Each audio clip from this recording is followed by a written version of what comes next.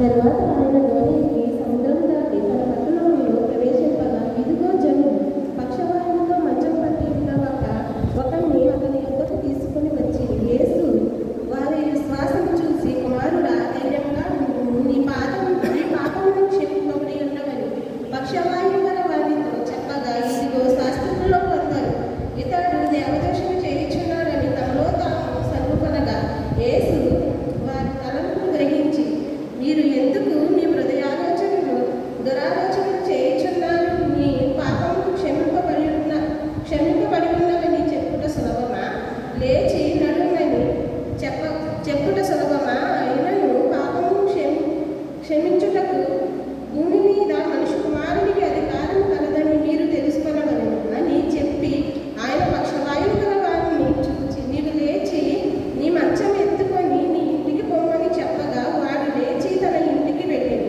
జనులు అది చూసి భయపడి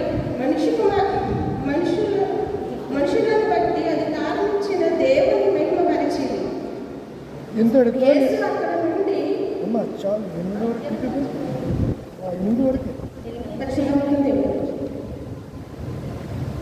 ఇంతటితో నేడు దినము కొరకు ఏర్పాటు చేయబడిన సువార్త వాక్య భాగంలో ముగిసేదని. ఓ క్రీస్తు నీకు స్తోత్రము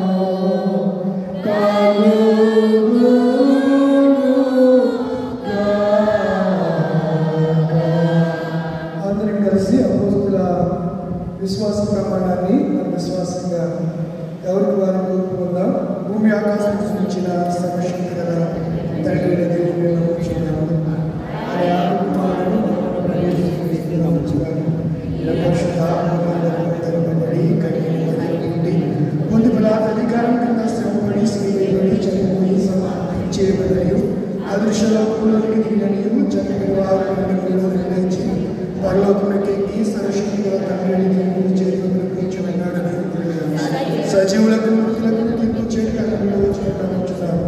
పరిశుద్ధాత్మ నమ్ముచున్నాను. పరిశుద్ధ క్రైస్తవ సంఘము పరిశుద్ధ సహవాసము పాప క్షమాపణలు సరైన విధానము నిత్య జీవితవన్నీ నమ్ముచున్నాను. దయచేసి కూర్చోనండి.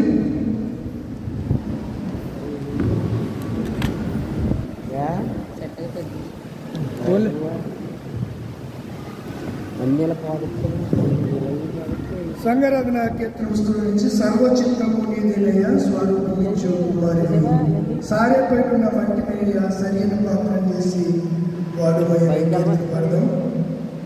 సర్వచిత్తము నీదేనయ్య నీ కీర్తన. సంగరత్న కీర్తన పుస్తకం నుంచి 451వ కీర్తన 451 451వ కీర్తన పాడుతున్నాం.